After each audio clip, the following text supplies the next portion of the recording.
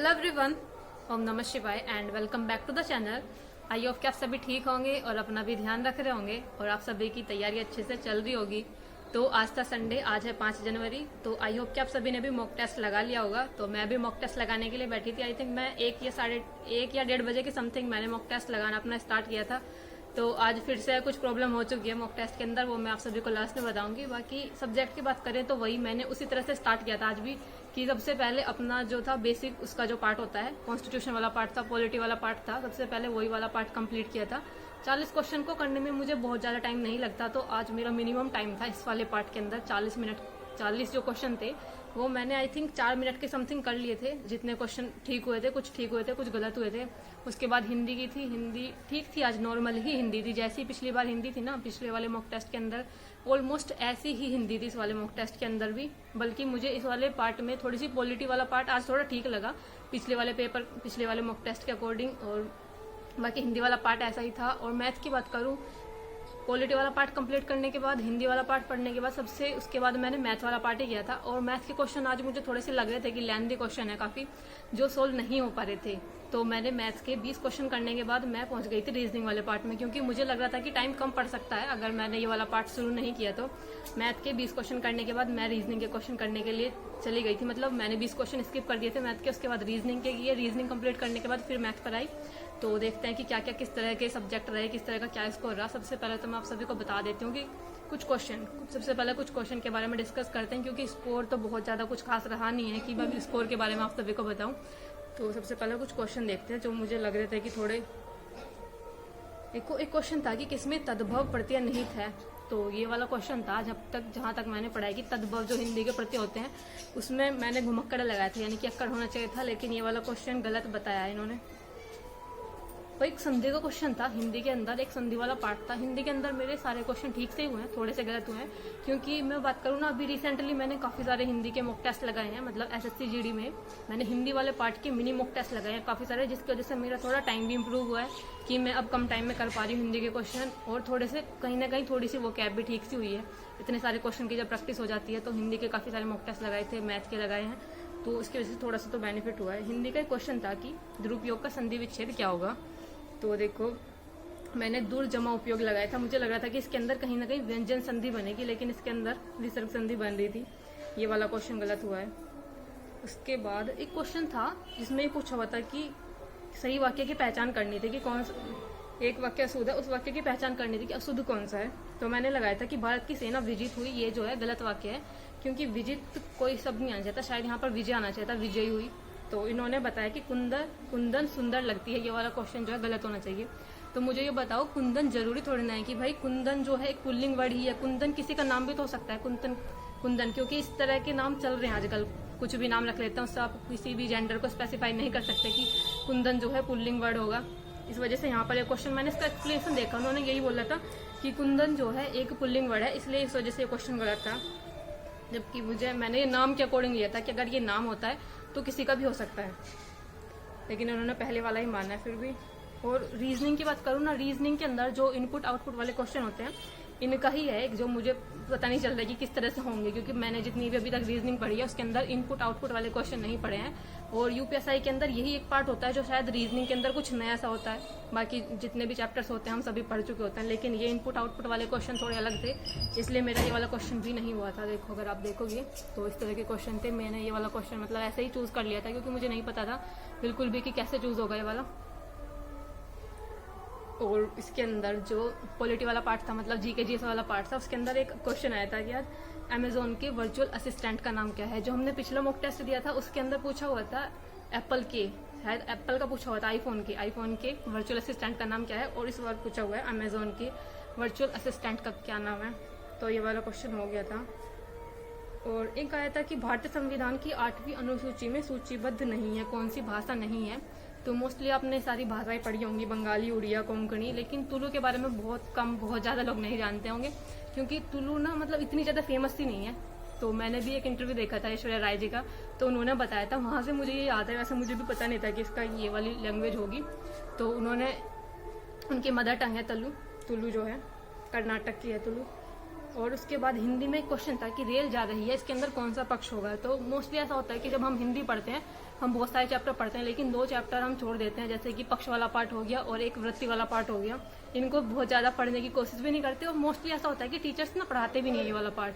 तो इस वजह से ये था, जब मैंने हिंदी पढ़ी थी, हिंदी मैंने अरुण सर से पढ़ी थी जो कि करियरविल पर पढ़ाते हैं, तो उन्होंने ये वाला पार्ट करा रखा था, इसलिए ये वाला क्वेश्चन मेरा हो गया था। रेल जा रही है यानी कि कोई काम जो है कॉन्टिन्यूसली हो रहा है, तो इसमें सातत्यता बोधक यानी कि कॉन्टिन्यूस वाला आएगा। और एक क्वेश्चन था कि स्वर के उच्चारण में 2 मात्राएं लगती हैं, उसे क्या कहते हैं। तो जैसे हमने सभी ने पढ़े हैं कि स्वर के टाइप में हम पढ़ते हैं कि एक मात्रिक होते हैं, द्विमात्रिक होते हैं और त्रिमात्रिक होते हैं। तो एक मात्रिक हो गए लघु स्वर और द्विमात्रिक हो जाता है गुरु स्वर। लेकिन त्रिमात्रिक ना हम सोचते हैं कि त्रिमात्रिक कोई स्वर नहीं होता, लेकिन जो प्लुत स्वर होते हैं उसको ही त्रिमात्रिक स्वर बोलते हैं। तो ये तो मुझे बस आप सभी को बताना था, बाकी ये वाला क्वेश्चन मेरा ठीक हो गया था। एक क्वेश्चन था कि एक वचन और बहुवचन में समान होता है, एक ये क्वेश्चन पूछा हुआ था जो कि मुझे बड़ा कन्फ्यूजन सा होता है इसके अंदर कि कौन सा होना चाहिए। फिर मैंने डाकू लगाया था। बस डाकू का डाकू भी तो हो सकता है, वैसे जब हम इसका बहुवचन बनाएंगे तो डाकू का डाकू बना सकते हैं, लेकिन फिर भी इन्होंने डाकू ही दिखाया था। लेकिन जब डाकू बनाएंगे तो वो तिर्यक बहुवचन में जाता है, शायद जिस वजह से ये बहुवचन में काउंट नहीं होगा। पाठक का पाठकगण हो जाएगा, जाति का जातीय हो जाएगा, वधु का वधुए हो जाता है बहुवचन। एक क्वेश्चन आया था हिंदी के अंदर कि नाटक को पंचम वेद किसने कहा। तो वैसे तो मुझे नहीं पता था कि किसने कहा। इस तरह के जो स्टेटमेंट वाले क्वेश्चन होते हैं कि ये जो पंक्ति है ये किस कवि ने कही है या किस लेखक ने कही है, इस तरह के क्वेश्चन ना मैंने पढ़े हैं ज़्यादा, ना ही मुझे पता था। लेकिन मुझे ऐसा था कि कहीं ना कहीं भरत मुनि जी ने नाट्यशास्त्र लिखी है, तो कहीं ना कहीं नाटक से रिलेटेड हो सकता है, इसलिए भरत मुनि जी का लगा दिया था, जो कि सही भी हो चुका है। तो एक्चुअली में मुझे ये क्वेश्चन नहीं आता था, बस ऐसे ही ठीक हुआ है। एक क्वेश्चन था कि हिंदी का मानक रूप किस भाषा से विकसित हुआ है। तो देखो, खड़ी बोली जो है खड़ी बोली से विकसित हुआ है। और थोड़ा सा बस यही बताना था कि खड़ी बोली हमारे इधर की ही लैंग्वेज है, जैसे मेरठ वाले क्षेत्र की जो लैंग्वेज है वो खड़ी बोली है। तो एक्चुअली में मैं जिस भाषा में बोल रही हूँ वो खड़ी बोली ही है, मतलब खड़ी बोली से थोड़ी सी अलग होगी क्योंकि मैं थोड़ा सा। तो अभी बात करते हैं ओवरऑल स्कोर की, क्या क्या स्कोर रहा है। यही कुछ क्वेश्चन थे जो थोड़े अजीब से लग रहे थे मुझे, अटपटे से लग रहे थे, जिनमें मेरी कुछ मिस्टेक भी हुई थी, आते आते भी कुछ क्वेश्चन गलत हुए थे। बाकी अभी बात करते हैं। तो देखो, रीजनिंग वाले पार्ट के अंदर 26 क्वेश्चन ठीक हैं, 10 क्वेश्चन गलत हैं और 4 क्वेश्चन अनअटेम्प्ट हैं। 20 मिनट ये दिखा रहा है कि मुझे 20 मिनट लगे हैं। तो 26 क्वेश्चन ठीक है, 10 क्वेश्चन गलत है, 4 क्वेश्चन अनअटेम्प्ट हैं। और इसके बाद बात करते हैं हिंदी की। हिंदी के अंदर 35 क्वेश्चन ठीक हैं, 5 क्वेश्चन गलत हैं, 5 क्वेश्चन गलत है और अनअटेम्प्ट कोई नहीं है। 8 मिनट के अंदर हिंदी वाला पार्ट कंप्लीट हो गया था। तो हिंदी वाले पार्ट में इतना ज़्यादा टाइम नहीं लगा था, हो गया था। 8 मिनट के अंदर 40 क्वेश्चन करना, मतलब मुझे लगता है कि बहुत ही इम्प्रूवमेंट हुआ हिंदी के अंदर मेरी मॉक टेस्ट लगाने से, मिनी मॉक टेस्ट लगाने से। तो इसलिए पिछली बार भी मेरे हिंदी के अंदर 35 ही नंबर थे और इस बार भी 35 ही हैं। बाकी कॉन्स्टिट्यूशन या जीके वाले पार्ट की बात करूँ, इस बार 25 ठीक हैं, 15 क्वेश्चन गलत हैं, अनअटेम्प्ट कोई नहीं है। इसमें मैंने 4 मिनट लिए हैं, क्योंकि हिंदी में टाइम इसलिए लगता है, हिंदी में आपको थोड़ा सा समझना पड़ता है कि इस क्वेश्चन का क्या होगा। और बाकी ऐसा भी होता है कि जो पैसेज दिए रखता है हिंदी के अंदर, जो गद्यांश होते हैं उसको पूरा पढ़ना पड़ता है, इसलिए थोड़ा सा हिंदी वाले पार्ट में टाइम लग जाता है। लेकिन जीके जीएस वाले में इसलिए नहीं लगता, सिर्फ क्वेश्चन पढ़ना होता है और फिर टिक लगाना होता है, तो इसलिए नहीं होता। लेकिन मैथ वाला पार्ट रह गया। आज फिर से मैथ के मेरे जो जितने भी क्वेश्चन थे सभी अनअटेम्प्ट हो गए हैं, पता नहीं, मुझे ये समझ नहीं आ रहा कैसे हुए हैं। शायद ऐसे हुआ होगा, मैंने पहले कॉन्स्टिट्यूशन वाला पार्ट किया, जीके जीएस वाला पार्ट किया, उसके बाद हिंदी की, हिंदी करने के बाद मैथ पे गई, मैथ के 20 क्वेश्चन किए और 20 क्वेश्चन करने के बाद उसको वहीं पर रोककर सीधा ही मैं वहां पर चली गई थी रीजनिंग वाले पार्ट में। रीजनिंग कंप्लीट करने के बाद मैथ पर जब आई, मैथ के मैंने फिर देखा कि मेरे पीछे वाले क्वेश्चन में जो मैंने चूज किया था लगे हैं नहीं लगे, सब अनअटेम्प्ट हो गए थे। उसके बाद मेरा मन नहीं गया टेस्ट देने का, मैंने वहीं पर सबमिट कर दिया था, क्योंकि मेरे मैथ के सारे क्वेश्चन अनअटेम्प्ट हो गए हैं और टाइम भी मेरे पास इतना नहीं बचा था कि मैं पूरे सारे क्वेश्चन दोबारा अटेम्प्ट कर पाऊँ, इसलिए मैंने गुस्से में वहीं पर सबमिट कर दिया था। इसलिए आज फिर से मेरे मैथ के जितने भी क्वेश्चन थे सारे अनअटेम्प्ट हो गए। देखो, मैं आपको पूरा मैथ का पेपर भी खोल कर दिखा सकती हूँ, मतलब ये जो पूरा ये था। बाकी ओवरऑल अगर स्कोर की बात करूँ तो इस बार बना है मेरा 215, पिछली बार था 195। 215 स्कोर है, जिसमें से मेरे 86 क्वेश्चन ठीक हैं और 30 क्वेश्चन गलत हैं, 44 क्वेश्चन अनअटेम्प्ट है।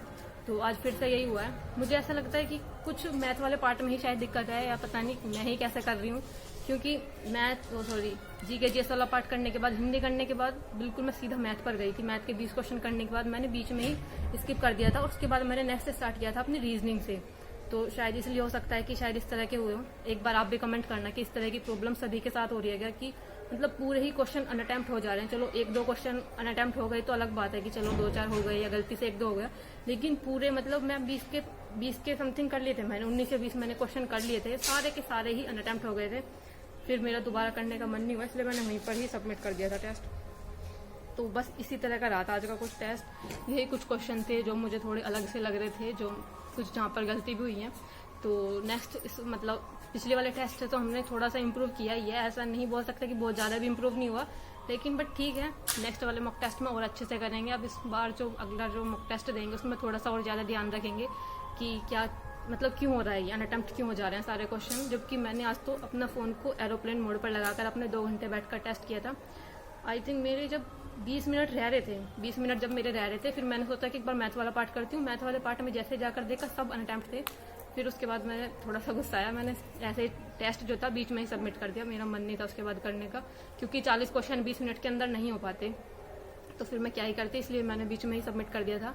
बाकी आपका कैसा रहा इसका जो मॉक टेस्ट था, कैसा रहा, इसका क्या क्या स्कोर रहा, आप सभी अपना कमेंट कर देना और बता देना कि कितने लोग मॉक टेस्ट लगा रहे हैं। क्योंकि जिस टाइम पर मैंने मॉक टेस्ट लगाया था उस टाइम पर सिर्फ 900 लोगों ने ही लगाया हुआ था, तो मेरी रैंक भी इसमें 300 समथिंग आई थी कुछ। तो इस तरह का ही कुछ स्कोर चल रहा है। बाकी आपका क्या क्या स्कोर चल रहा है कमेंट कर देना। और बाकी मैं बताऊँ अपना, हाँ तो मैं मॉक टेस्ट लगा रही थी, मिनी मॉक टेस्ट लगा रही हूँ मैथ के। मॉर्निंग के टाइम पर मैथ के मिनी मॉक टेस्ट लगाए थे, जो कि SSC GD वाले पार्ट में मिलते हैं आपको। इसमें अभी फिलहाल मेरे फ़ोन में ना नेट नहीं, तो मैं आप सभी को बता देती, क्योंकि कुछ लोग पूछ रहे थे कि दीदी जो आप मिनी मॉक टेस्ट लगाते हो वो कहाँ से लगाते हो। तो मिनी मॉक टेस्ट जो होते हैं वो SSC GD वाले पार्ट में जाकर, RWA के मॉक टेस्ट वाले पार्ट में जाकर, SSC GD वाले पार्ट में जाकर वहाँ पर अलग से आपको मॉक टेस्ट मिल जाते हैं। तो उससे थोड़ा सा ये रहता है कि थोड़ी सी क्वेश्चन को करने की थोड़ी सी स्पीड ठीक हो जाती है, क्योंकि जो SSC GD वाला पार्ट है उसके अंदर हमें 20 क्वेश्चन के लिए 25 मिनट दिए जा रहे हैं, तो इस तरह से थोड़ा टाइम मैनेजमेंट हो सकता है। बाकी आपका कोई क्वेश्चन हो तो प्लीज़ कमेंट कर देना। मिलते हैं नेक्स्ट वीडियो में, तब तक के लिए बाय बाय, टेक केयर।